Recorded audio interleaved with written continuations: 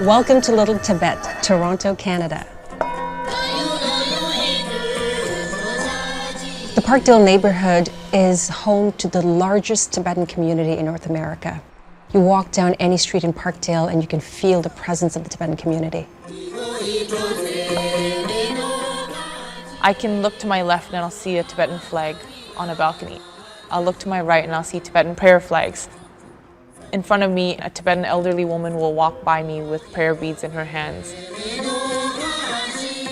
You can't throw a stone without hitting a Tibetan restaurant. We have lots of momos, which are Tibetan dumplings. Delicious, you must try them. The Tibetan community in Parkdale, they are helping those people who just newly arrived here. They'll just give you a sense of brotherhood.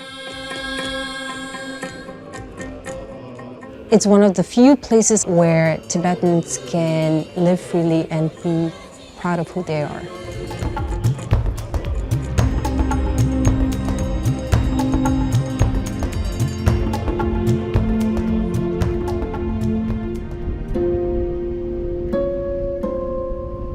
When I come to Canada, I found so many big buildings.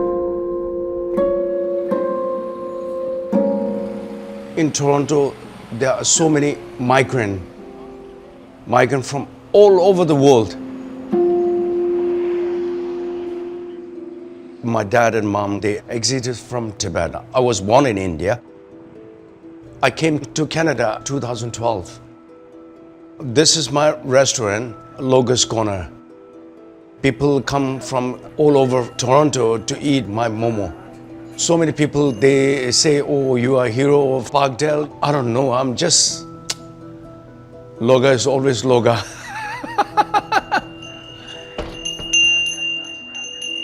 This one is potato and veggie, this one beef. Yeah, okay. Thank you, thanks, thank you, Lord.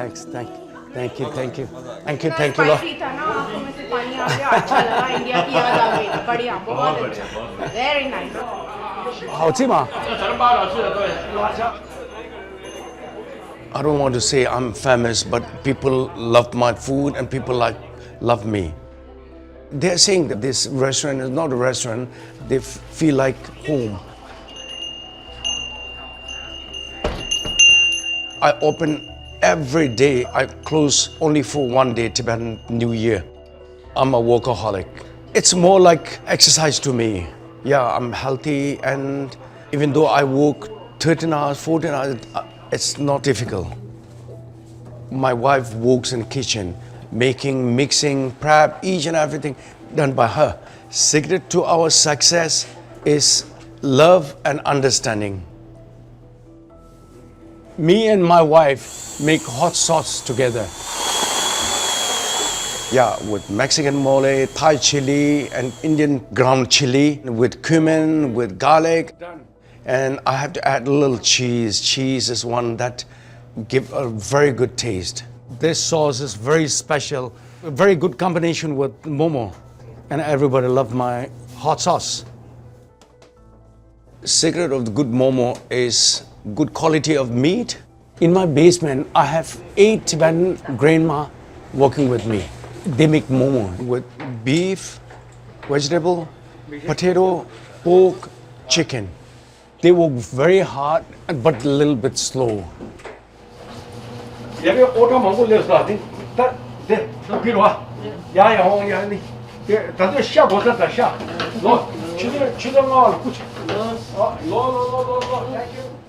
When I first serve momos to Canadian, they say, oh wow, very good. And then they love to come again and again and again and again.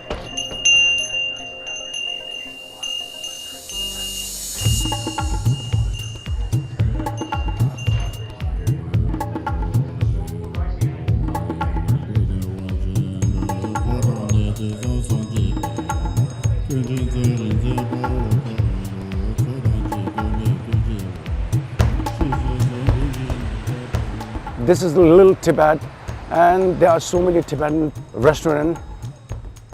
There's no competition. We are very, very friendly. There are so many, nearly about 11 or 12 restaurants who serve Tibetan food. This food is not just a food. I'm preserving my culture and tradition. Making Tibetan momo, I'm making Tibetan culture alive.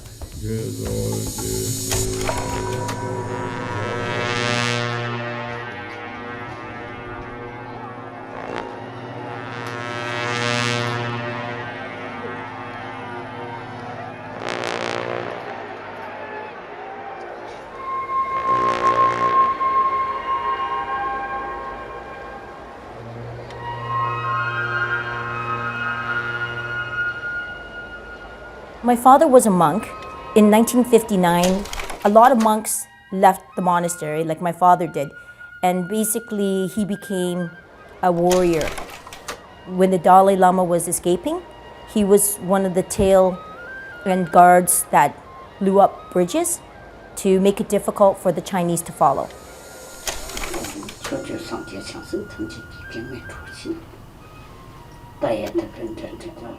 My mother was ripped out of Tibet in her youth. Everybody was fleeing and said, "You can't go back. There is no home anymore."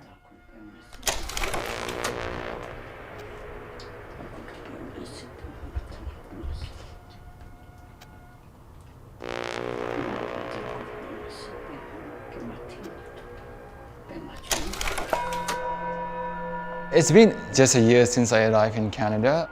I left Tibet when I was 7 years old with my parents and siblings. We have to basically walk from Tibet to Nepal through the very mountainous terrains, which is filled with, ice and snow. It took almost like 3 weeks. There are so many Tibetans who couldn't reach because of the frostbite, and some people even died. In India, Nepal and Bhutan, the Tibetan people, they don't have any status. They are not getting much job. They are not entitled to own any kind of properties, land, houses. So because of that, they started to coming to abroad, like different Western countries, including Canada. Tibetans were invited to come to Canada in the 1970s. Only 240 came. I was lucky enough that 2 of them were my parents. Families like mine were put into rural areas. People were very nice, but we didn't speak English. Money was hard. I felt like I belonged, but I felt like I was different.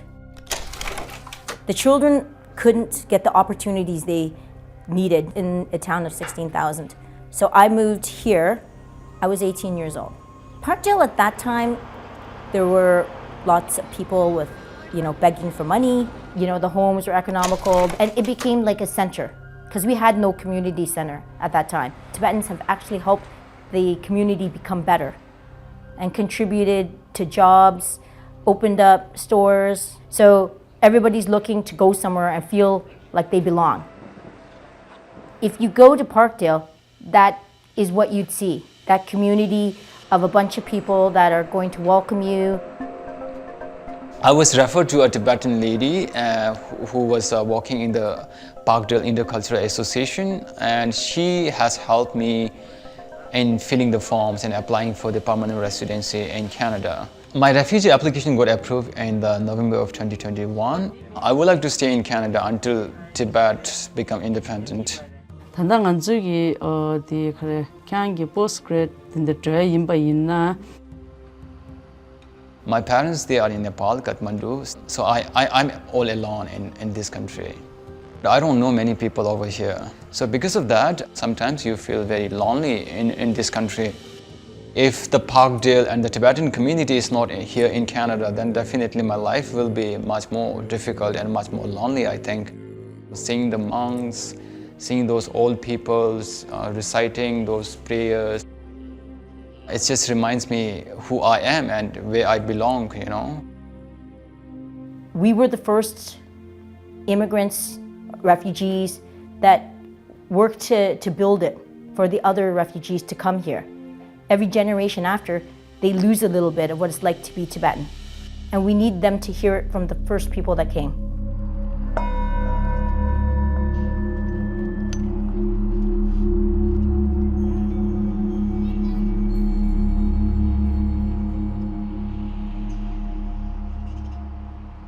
This center has been one of the central spaces for Tibetans to just gather and to just be around your own people. Without culture, I personally feel like there is like a really big part of you that's missing. We have Tibetan Buddhist classes, Tibetan dance classes, and Tibetan language classes. For probably 5 years now in total, I've been teaching Tibetan traditional dance. A lot of the ways in which we preserve our cultural identity is by learning it, is by making sure it's preserved, making sure that it's an active culture and we're not talking about it as if it's disappearing. The songs and dances that are being performed are being accompanied by this instrument. This is called a Tibetan damnyin. We call it damnyin, and in English it's like a 6-string lute. The biggest difference between this and a Western guitar is that there aren't chords. We play them usually along with the melody. Tibetans, we are not a monolith. There are so many different regions, so many different dialects, so many different styles of dancing, and for me it's really important to make sure that I'm doing my best to introduce the children to all of these different aspects. For the last couple of years in Parkdale, Tibetans from all walks of life, all ages, joined together in front of the high school to practice and to perform korshe together. Korshe, if you translate that directly into English, it's literally circle music dance. And I think it's like a really meaningful way for like community to dance together. If you ask me to go to the gym for 20 minutes, I'll be exhausted and I'll lose motivation, but I can dance for like 5 hours straight without sitting down once. When I dance, first and foremost, I dance for myself because this is the way that I connect with my ancestors. And as I dance for myself, it becomes a part of the community. I was born in Nepal. I moved to Canada with my dad and my brother in 1999, so I was around 6 years old at the time. I think there's this really deep desire to belong, and I think when something is taken away from you, it becomes that much more important. And so like just the fact that I can't go to Tibet,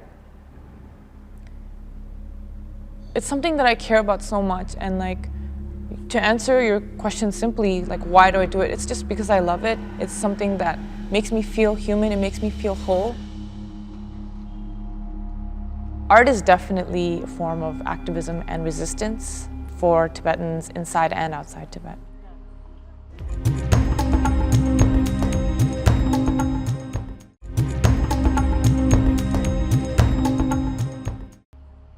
The Chinese government's main sort of strategy to get rid of Tibetans is to remove us from our culture.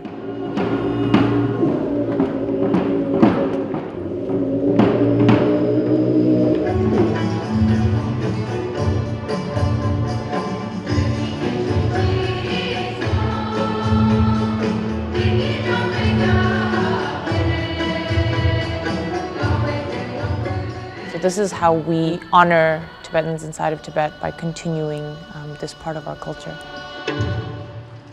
This is Chimil Hamo, my friend. We've known each other for so long, and in our community, she is the youngest board member ever to be a part of the Tibetan Canadian Cultural Center's board. Ever since, we've just kind of been each other's biggest hype girls, going through life together and continuing to find ways to support each other, and I'm just really, really blessed to have her in my life. And I'm forever grateful for her. Since the age of 13, I started volunteering with various organizations, be it Tibet-related or human rights-related. I am who I am because of my community. They have made me who I am, and till the last breath, I will be working to serve these communities of mine. Parkdale is a mix of very affluent houses, but along with that there are many high-rises, which is where many Tibetans and immigrant communities live. There's so many inequities that exist within our society, and especially in Parkdale, it's quite obvious about community members that live, at the margins of our society and are often forgotten. We realized that if nobody did anything, that they would fall through the cracks. Twice a week, every Tuesdays and Thursdays, I'm able to be part of a huge network of community members that come together and deliver food to elders in our community. This senior, because she's not home, we're gonna leave it like that for her, and off to the next delivery. It's not a charity service. We're not here to save anybody. We are engaging in a communal effort to be there for each other, to care for each other. Okay, chị nghe anh sum, sama sama chị đón, anh sayo chị, lấy xe mama, mama bên chị, lấy xe 제요 되잖아. Okay, now we gotta go to that building. Next, come on. When one is down, we make sure that we all work together to make sure that they're up.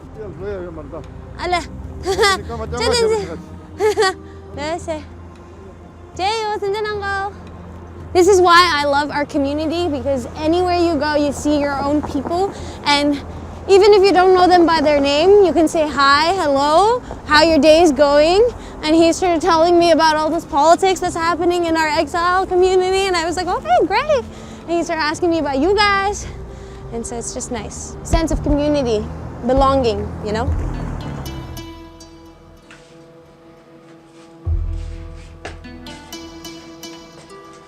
My uncle, Tewong, he was the first person that saw me when I was born, so I feel like I have a deeper connection with him. A lot of community members live the way my uncle does. You often see beds in the living room where there is a huge altar and there's water bowl offerings.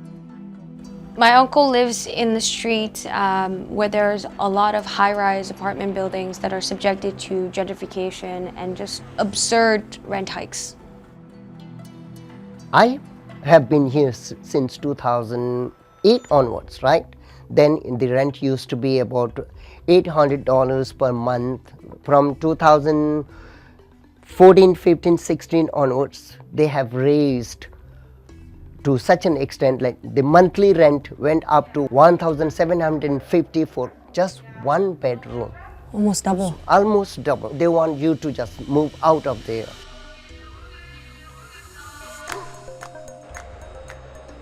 I'm afraid that in the next 20 years, Little Tibet might not be even existing in Parkdale.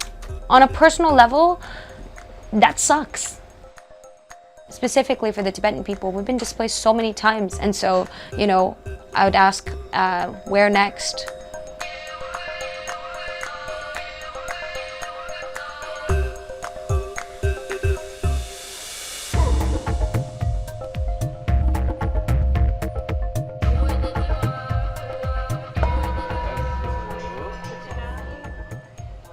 Many tenants in Parkdale are being displaced because of the forces of gentrification.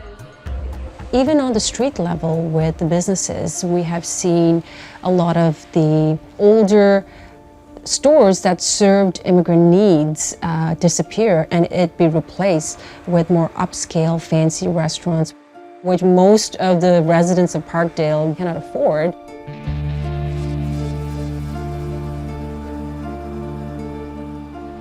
I was elected into office in 2018. It was a historic moment because for the first time, a person of Tibetan heritage was elected into public office in North America.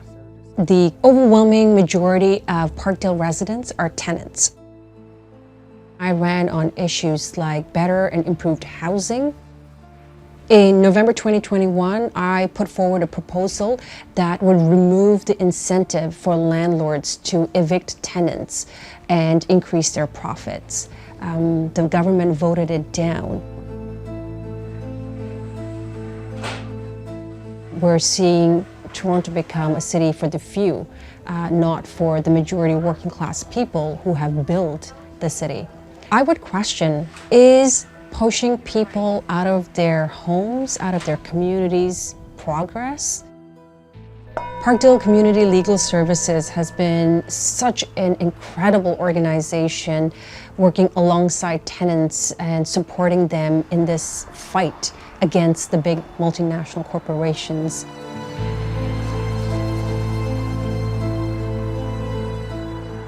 Most of the apartment buildings in Parkdale were built in the 50s and 60s, and ever since, landlords have exploited tenants in Parkdale. But what we've seen happen more recently is that corporate landlords and financial entities have bought up the rental stock in Parkdale.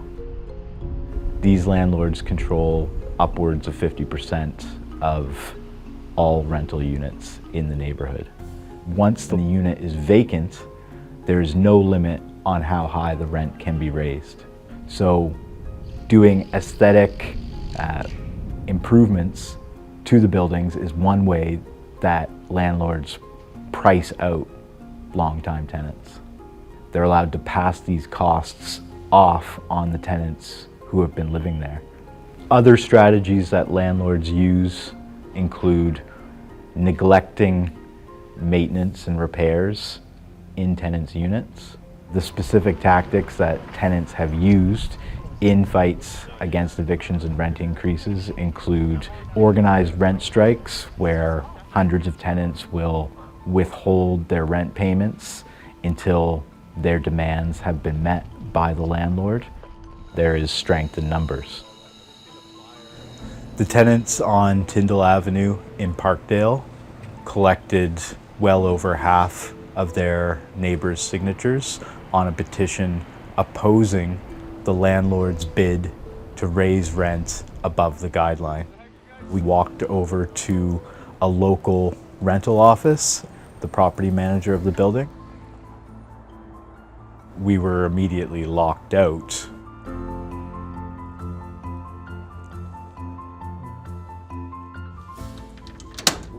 Hi, I want to deliver a petition about the above guideline rent increase. Today, there's no one on site, allegedly, who can accept the petition, and so tenants are forced to hold their ground here in the lobby until somebody with authority can come and accept their petition. If you like to leave it with me, I can pass it over to, or accept it on behalf of property manager at your site. Yeah, this is what I want to formally give to you. All right, it's in there. It's a petition.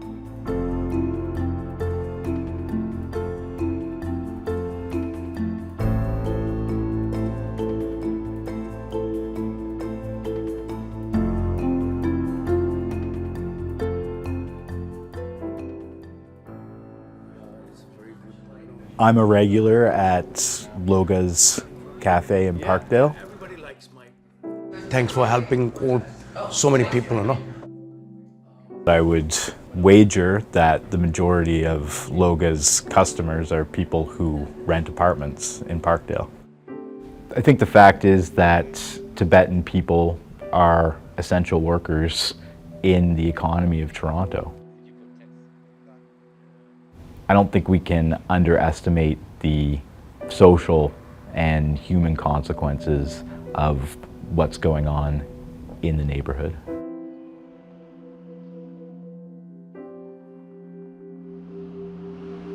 My hope for Parkdale is that it continues to be the place where everyone, whether you're a newcomer or whether you were born right in the neighborhood, feels like they belong. While we're waiting for our real home where we belong, this is like what we have right now, and it's something that a lot of Tibetans are really, really grateful for. There's so much to learn from Little Tibet. You know, our sense of community is our biggest strength. And so let us continue to be there for each other and rise together.